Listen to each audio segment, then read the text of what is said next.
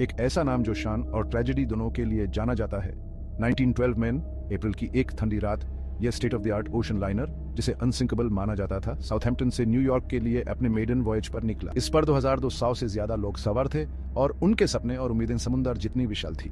जैसे टिटानिक पश्चिम की ओर बढ़ता गया, नॉर्थ अटलांटिक की बर्फीली हवा ने हवा में थांध घोल दी।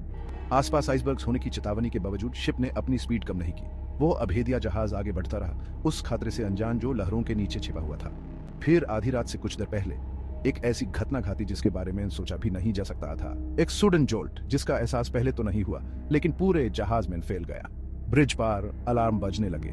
टाइटैनिक, जो कभी इंसानी हुनर का प्रतीक था, एक आइसबर्ग से टकरा गया था। यह टक्कर जो ऊपर से दिखेंगे तो छोटी सी लग रही थी, लेकिन इसने पानी के नीचे जहाज को बहुत ज्यादा नुकसान पहुंचाया था, जिसमें हर तबके के लोग सवार थे। फर्स्ट क्लास की लग्जरियस स्वीट्स में अमीर उद्योगपति और सोशलाइट्स एक दूसरे के साथ घूम रहे थे। उनकी जिंदगी सुख सुविधा और वादों से भरी हुई थी। उनमें से एक थे बेंजामिन गुगनहाइम, जो एक मिनिंग फॉर्च्यून के वारिस थे, और जॉन जैकब अस्टोर एमबीए, जो दुनिया के सबसे अमीर आदमियों में से एक थे और अपनी प्रेग्नेंट वाइफ के साथ ट्रैवल कर रहे थे। दूसरी तरफ स्टीरेज के तंग कमरों में बेहतर जिंदगी की उम्मीद लिए सैकड़ों इमिग्रेंट्स भरे हुए थे। उन्होंने ये सफर अफोर्ड करने के लिए बहुत मेहनत की थी और उनकी थोड़ी सी जायदाद ही सब कुछ थी जो वो छोड़ कर आए थे। परिवार एक साथ दुबके हुए थे। एक नई शुरुआत के उनके सपने हवा में लटके हुए थे और सबके लिए लाइफ बोट्स नहीं थी। अनसिंकेबल टाइटैनिक ऐसी किसी भी आफत के लिए बिल्कुल भी तैयार नहीं था। हर तरफ हाहाकार मच गया। क्रू मेंबर्स ने स्थिति संभालने की कोशिश की। डरे हुए बच्चों की चीखें रात के सन्नाटे को चीरती हुई सुनाई दे रही थी। उनकी छोटी छोटी आवाजें उस डर को दर्शा रही थीं, जो यात्रियों को अपनी चपेट में ले चुका था। बैंड बाजता रहा। उनका म्यूजिक बढ़ते हुए दार को कम करने का एक मार्मिक प्रयास था। डूबते जहाज पर निस्वार्थ वीरता और हताश आत्म संरक्षण दोनों के ही दृश्य देखने को मिले। महिलाओं और बच्चों को लाइफ बोट्स में प्राथमिकता दी गई, जिससे कई पुरुषों को अपने भाग्य का सामना करना पड़ा। बैंड बजता रहा। उनका संगीत मृत्यु के सामने साहस का प्रमाण था। जैसे हाई टाइटैनिक लहरों में समा गया और अपने साथ 1500 से ज्यादा लोगों को लिख गया, पूरी दुनिया ने डर के मारे ये मंजर देखा।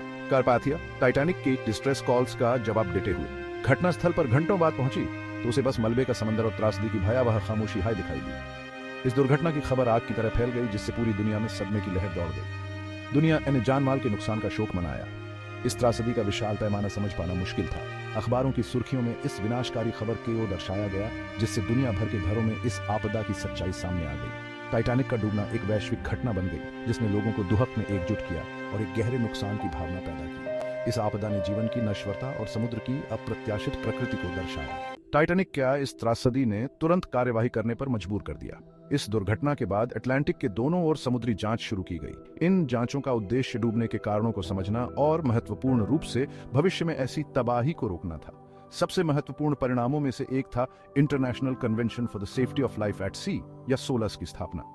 1914 में अपनाई गई इस संधि ने समुद्री सुरक्षा नियमों में क्रांति ला दी, जिसमें लाइफ बोट क्षमता, 24 घंटे रेडियो संचालन और बेहतर आइसबर्ग गश्त पर विशेष ध्यान दिया गया।